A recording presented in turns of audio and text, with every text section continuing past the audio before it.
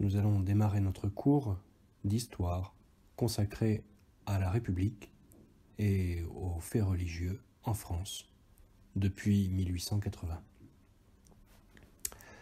La problématique générale qui oriente cette séquence d'histoire est la suivante. Comment ont évolué les rapports entre la République et les religions en France depuis 1880 ?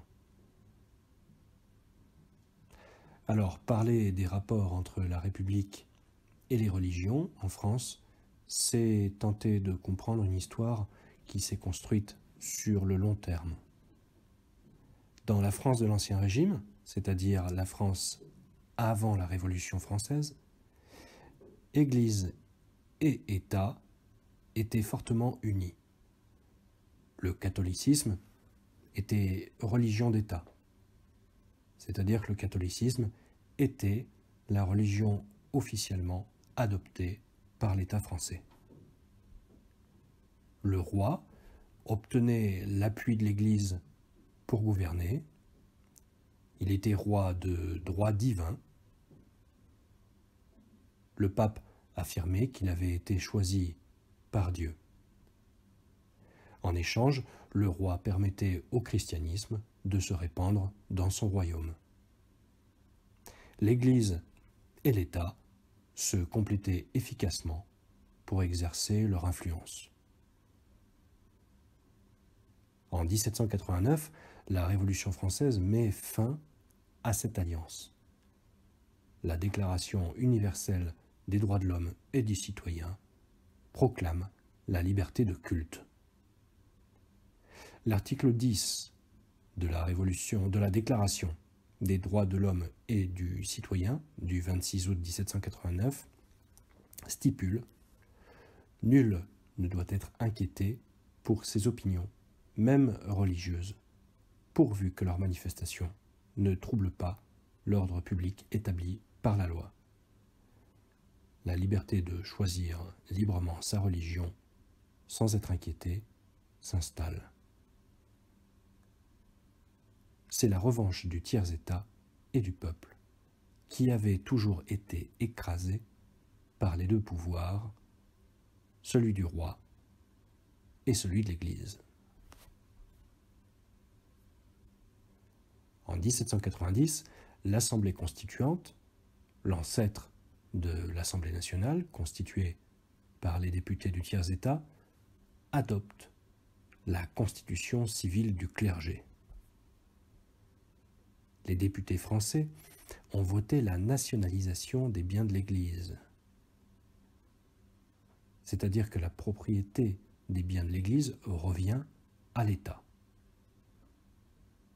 En retour, l'État s'engage à appointer, c'est-à-dire à donner un salaire aux évêques et aux curés.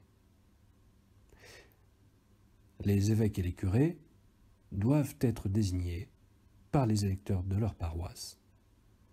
Le pape n'a plus d'avis à donner sur ces nominations.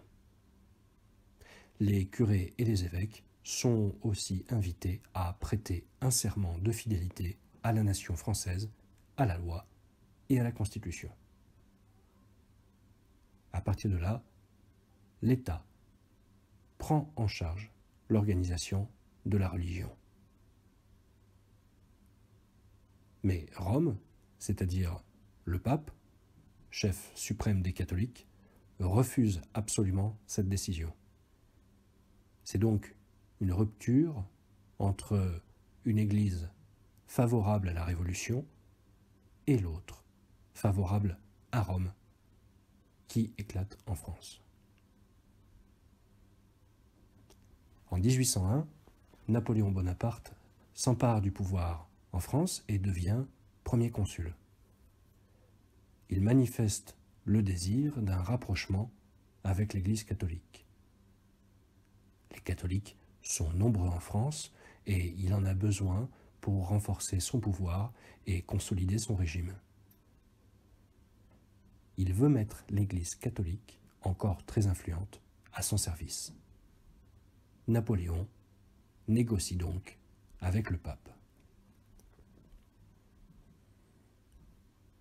Un mois plus tard, le pape signe le Concordat et reconnaît la République.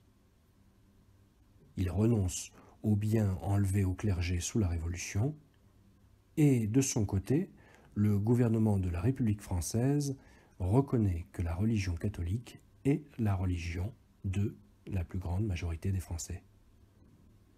Napoléon reconnaît donc la puissance de l'Église catholique en France. Le gouvernement s'engage à donner un salaire aux représentants du culte catholique ainsi que des autres confessions représentées en France. Le gouvernement nomme les évêques qui deviennent alors des fonctionnaires. Le premier consul, Napoléon Bonaparte, conserve le contrôle sur l'organisation de l'Église catholique, mais l'Église contrôle à nouveau l'enseignement dans les écoles grâce aux congrégations, c'est-à-dire des associations religieuses. Cette situation dure jusqu'aux lois laïques de 1880.